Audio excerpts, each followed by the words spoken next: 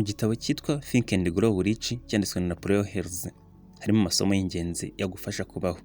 Muri kiganiro turakubwira ku kintu cya mbere cyangwa kuri principle ya mbere yanditse ituma abantu bafasha gutsinda.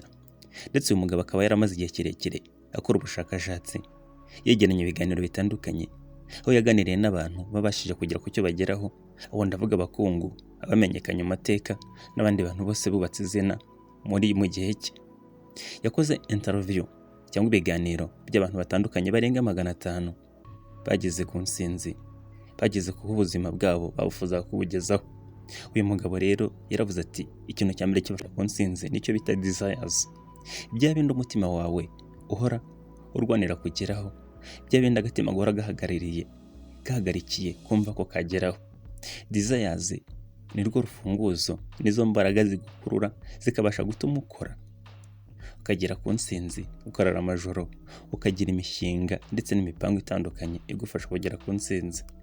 Yaravuze ati intambwe ya mbere, first step toward riches, ni desires. Desires ahantu ukumve neza. Burya buri muntu wese agira icyo bita intego cyangwa inzozi ze yifuza kugeraho.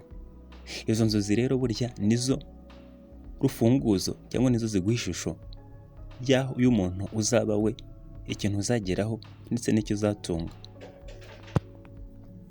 Bitewe n'uko waseta inzozi zawe warazigize ngufi, izumvikana se cyangwa izitumvikana, nizo zizatuma ubasha kugera ku nsinzi runaka ndetse n'ikigero cy'insinzi uzageraho.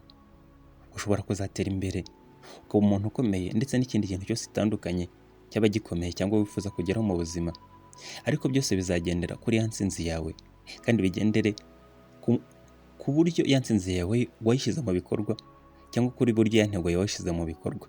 Burya insinzi yose izagenwa n'izo ntego zawe cyangwa n'izo nzozi zawe.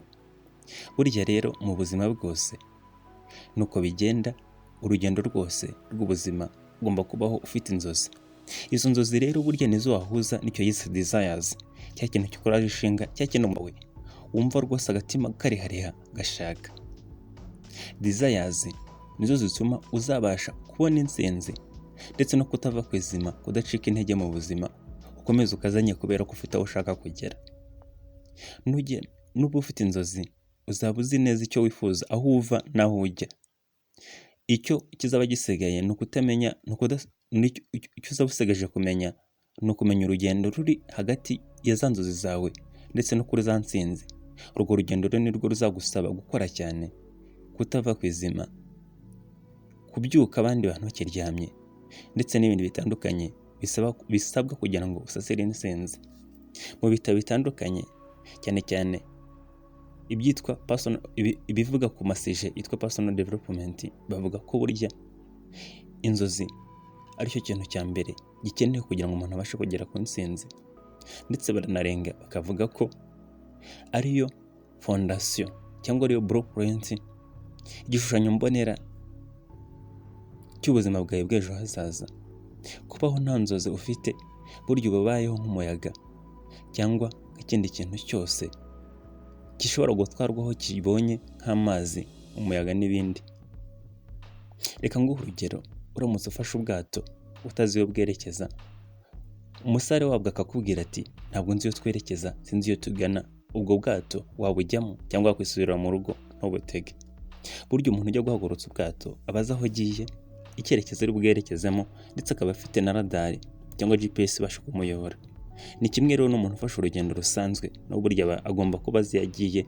Ibyo nibyo bibasha gutuma agera kuri destination cyangwa aho yifuzaga kugera. Iyo rero burya ufite inzozi, ukagira intego, ukagira desires, icyo yise burning desires, nibyo bizagufasha gutsinda, nibyo bizagufasha kugera ku ntego, ku nzozi zawe ndetse no kugera ku kindi kintu cyose umutima wawe urarikiye.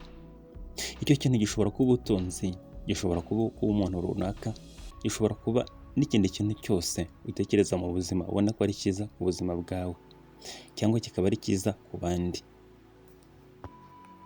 Muri iki gitabo batanga urugero rwa Thomas Edison, umwe wakoze iri tara ducana ry'amashanyarazi. Yamaze igihe kirekire arikora, arigerageza, ariko ntiyavuye ku izima kuko yari afite desire, icyo yagombaga gukora, icyo umutima we wikora.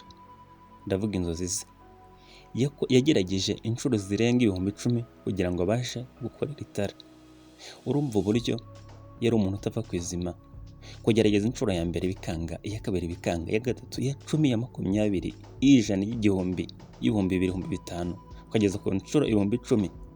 Burya abantu bashobora ibintu ni bakeya, ariko ifite desires, ya bindi yise burning desires, za nzozi zumva zigutwika imbere, cya kintu kirarya umutima wawe rwose, cyatwawe n'umutima wawe, ntuva ku izima. Ugerageza ibishoboka byose ukabikora, ugatsindwa, ukagerageza ukaruhuka, ukongera ugakora mpaka cya kintu kigezeho.